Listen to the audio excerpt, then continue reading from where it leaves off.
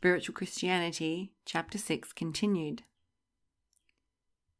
From Arcana Celestia 8989. Angels and spirits have habitations which appear in every respect like houses in this world. And what is a mystery, all the objects which appear in their habitations, collectively as well as singly, are the representatives of spiritual states. They even flow forth from those spiritual states which are in heaven, and are from this source in their mind. From Apocalypse Explained 186.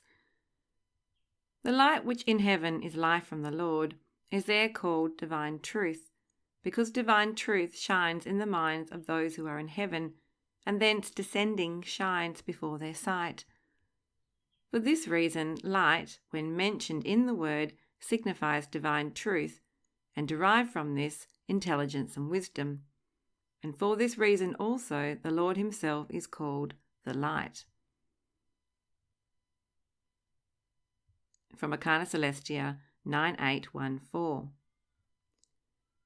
Divine truth proceeding from the Lord's divine goodness appears in heaven as light, and actually is the light which enlightens the internal sight of angels as well as their external. The modifications of this light, according to the subjects who are angels that receive it, bring forth to view various phenomena such as clouds, rainbows, colours, and resplendencies of various kinds, and also shining garments around the angels. There are two kingdoms into which the heavens are divided, the celestial and the spiritual. Those who are in the celestial kingdom appear naked, but they who are in the spiritual kingdom appear clothed, from which again it follows that it is the divine truth, or the spiritual divine essence appearing as light, which clothes them. From Apocalypse Explained, number 25. The aspect of another is his spiritual presence, because the aspect and the sight signify the intellect and its thought. And in the intellect, everything is exhibited present which is thought of. Hence it is that in the spiritual world, if anyone has a desire to speak with another, he appears present, always supposing that some previous conception had been formed of the party from having seen him in the natural world, and especially if this has been the case with both. Thus friends meet together in the other life, and also wives and husbands. The cause of this is that the internal sight, which is that of the intellect, with the spirit, acts in union with his external sight, or the sight of the eye, and as spaces in the spiritual world are unlike spaces in the natural, and that which anyone desires to see is near, and that is afar off, which is not desired. From Heaven and Hell 173. All objects in heaven exist from the Lord according to their correspondencies with the interior states of angels. For angels have both interior and exterior states of mind. These all of them relate to love and faith, and consequently to their will and intellects, which are the receptacles of love and faith, and the exterior states of their mind correspond to their interior. This will admit of illustration by what has already been said of the warmth and light of heaven. Angels are warm according to the quality of their love, and they have light according to the quality of their wisdom, and the same is true of the other objects which appear before their senses. From Apocalypse Explained, number 575. All things which really appear in the spiritual world, or which are not false appearances, are correspondencies, for they correspond to the interior states of angels, which are states of their mind, or of its affection and of their thought, which is its effect, and therefore they signify such states of affection and of thought. For their spiritual state, which is the state of their affection and consequent thought, puts on or clothes itself with such objects as appear in the natural world, and its triple kingdom, animal, vegetable, and mineral, and all these objects are correspondencies.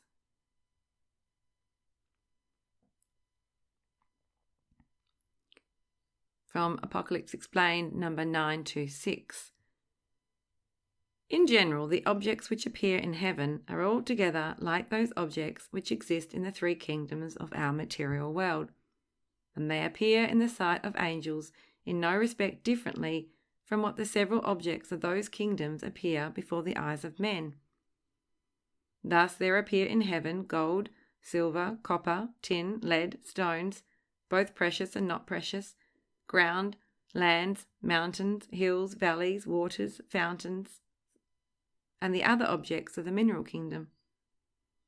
There also appear paradises, gardens, forests, fruit-bearing trees of all kinds, shrubberies, cornfields, plains adorned with flowers, with herbs and grasses of every kind. And there are also in heaven the products of the vegetable kingdom, such as oil, wine, and other kinds of drink. All kinds of land animals appear there also, birds of wing, fishes of the air, and reptiles, and so like those which are upon our earth as not to be distinguished from them. I have seen them, and can declare that I was unable to distinguish between them. And yet the difference between them is that the objects which appear in heaven have a spiritual origin, but those which appear in our world are material origin. The objects which are in their origin are spiritual or mental, equally affect the senses of the angels, because their senses are spiritual, as the objects which have a material origin affect the senses of men, because their senses are material. For spiritual objects are homogeneous with those who are spiritual, and material with those who are material. It is said that they are from a spiritual origin, because they exist from the divine essence that proceeds from the Lord as the Son of heaven, and this divine essence so proceeding is spiritual or mental. For the Son there is not fire, but is divine love, appearing before the eyes of the angels as the Son of this world does before the eyes of men. And whatsoever proceeds from the divine love is itself divine and spiritual. That which so proceeds appears in a general form as light and is felt as warmth. And yet that light is spiritual, and so is that warmth. For that light is the divine wisdom and is called divine truth, and that warmth is the divine love and is called the divine goodness. That light, therefore, being spiritual, interiorly enlightens the intellects of angels, and that warmth, being also spiritual, interiorly fills their wills with a goodness which is the effect of love. These are the origins of all the phenomena that exist in the heaven, and appear in forms like those in the triple kingdom of our world. It is derived from the order of creation that they appear in such forms, for the order is that in angels, states of wisdom and of love, when they come down into a lower sphere, in which sphere they are in respect to their bodies and their bodily sensations, they are exhibited in such forms and types. These are correspondencies. And from Arcana Celestia 9090. He who knows not how representatives and correspondencies are constituted will doubtless wonder how an ox can possibly signify a man's affection for goodness or for evil, because it is a beast. But it is necessary for him to know that all beasts signify some state or other of the affections or inclinations. In the spiritual world, this is a truth most fully recognized and known.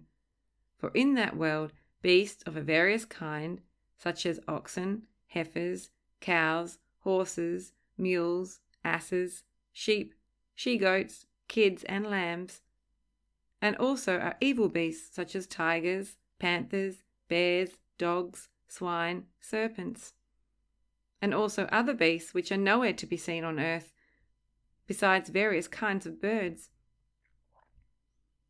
That such objects should appear there must needs surpass the belief of those who credit nothing but what they behold with their bodily eyes.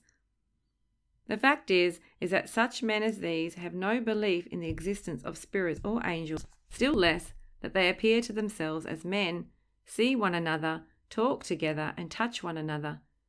For so sensual and so corporeal are they as to believe that it is the body of man alone which lives, and that this is the cause, as it has been already observed, of such things surpassing their belief. The truth, however, is that I have not only seen them myself 1,000 times, but have been instructed as to the origin of the animals which I have seen, and to their signification. In this way also I have learnt that the affections for goodness in the natural mind, when they are exhibited visibly in an animal form, appear as a gentle oxen, and that the affections for evil appear as a wild oxen, and other affections in animal forms. And from Arcana Celestia 5165. Unless the external natural mind serve the interior faculties as a plane, in which, as it were in a mirror, they might see themselves, man would not be able to think at all. This plane is therefore first of all formed, that is, from infancy. But these are truths with which the world is unacquainted, for the states of mind which are interiorly in man are not apparent to him without inward reflection. The quality of the exterior natural mind appears plainly in another life, for the face of the spirits and of angels is formed from it and in agreement with it. In the light of heaven, interior states of the mind, and especially the intentions or the ends proposed, shine forth through the face. If love to the Lord and charity towards the neighbour had formed these interior states of the mind, then a splendour derived from them is exhibited in the face, which is itself love and charity in a form.